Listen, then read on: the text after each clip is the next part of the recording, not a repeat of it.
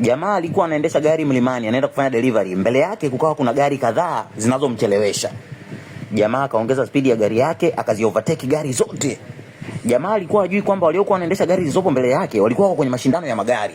Walikuwa wanafanya majaribio kuona kama hii barabara inafaa kwa mbio za magari. Bosi alivyoona mtu wa delivery ameovertake madereva wake, alishtuka kinoma.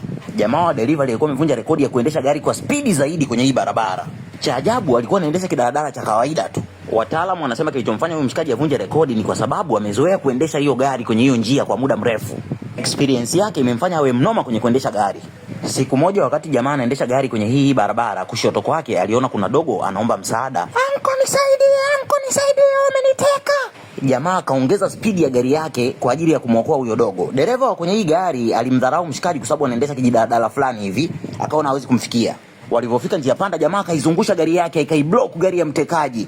Mtekaji alishangazwa sana na ujuzi wa huyu dereva ambaye anaendesha kijidadala cha kawaida tu kumovertake namna hii. Wakati mtekaji anashangaa, dogo akaruka kutoka kwenye gari yake, akarukia kwenye daladala ya mshikaji. Jamaa alipomrudisha dogo kwa mama yake, akaangalia sura ya mama yake, akakumbuka kwamba huyu ni mwanamke ambaye amekuwa akimtafuta kwa miaka 6 mfululizo.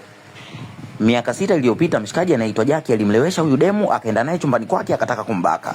Kwa bahati nzuri jamaa alikuwa anafanya kazi kwenye hii hoteli kama mfanya usafi. So kabla Jackie hajatekeleza ugaidi wake, mshikaji akamuokoa demu, akaondoka naye akaenda naye getoni kwake. Kwa kuwa demu alikuwa ameshaleweshwa na Jackie na alikuwa hajitambui, alipofika magetoni kwa mshikaji akambless mshikaji. Kutoka siku hiyo mshikaji amekuwa akifanya kazi kwa bidii sana, huku akimtafuta huyu binti kwa matumaini kwamba siku atakapokutana na huyu binti atakuwa ameshatoboa kimaisha na atampa matunzo anayostahili. Jamaa alivyokaangalia vizuri haka katoto, akagundua kwamba haka katoto ni kakwake. Akawa yuko super excited, ana furaha sana. Mwanamke alionekana kumind. Wakati jamaa anashangaa, Linda akamfuata jamaa, akampiga kofi, akamwambia wewe umemsababishia matatizo sana rafiki yangu, ameteseka sana kwa sababu yako, amedhalilika sana kwa sababu yako. Mwanamke akamwambia jamaa aondoke, aiache timu ya madereva